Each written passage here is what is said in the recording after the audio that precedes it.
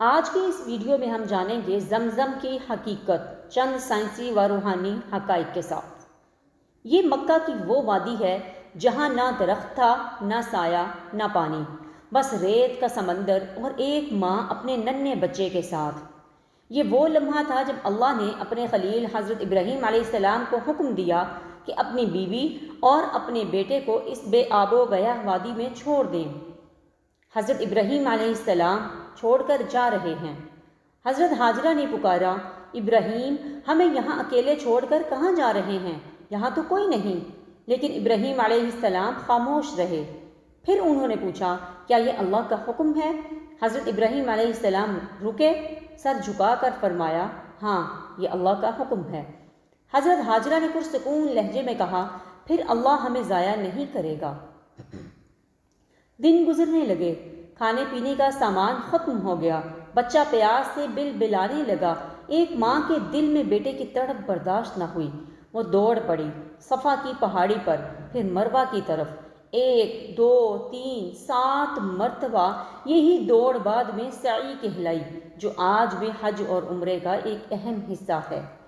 جب وہ تھک کر واپس آئیں تو دیکھا ننھے اسماعیل زمین پر ایڑی مار رہے تھے، اور اچانک زمین کے سینے سے ایک چمکتا قطرہ پھوٹا، پھر دوسرا، پھر تیسرا۔ حضرت ہاجرہ دوڑ کر آئیں اور کہنے لگیں، زمزم۔ زمزم کا مطلب ہے رک جا۔ جو اللہ نے ایک ماں کی دعا کا جواب دیا اور زمزم کے چشمے کو جنم دیا۔ یہ وہ لمحہ تھا جب اللہ نے دکھا دیا کہ جب انسان یقین کے ساتھ دعا کرتا ہے تو ریت کے نیچے سے بھی رحمت کے دریا نکل آتے ہیں۔ یہ چشمہ کبھی خشک نہیں ہوا۔ ہزاروں سال گزر گئے، لاکھوں حاجی عمرہ اور زائرین ہر سال یہ پانی پیتے ہیں، مگر آج تک یہ چشمہ خشک نہیں ہوا۔ یہ پانی عام پانی نہیں۔ رسول اللہ صلی اللہ علیہ وسلم نے فرمایا، زمزم کا پانی جس نیت سے پیا جائے وہ نیت پوری ہوتی ہے۔ یعنی اگر شفا کی نیت ہو تو شفا، رزق کی نیت ہو تو رزق۔ سائنس بھی حیران ہے۔ جدید تحقیق کے مطابق زمزم میں وہ معدنی توازن ہے جو کسی اور پانی میں نہیں پایا جاتا، اور اس میں کسی بھی قسم کا بیکٹیریا پیدا نہیں ہوتا۔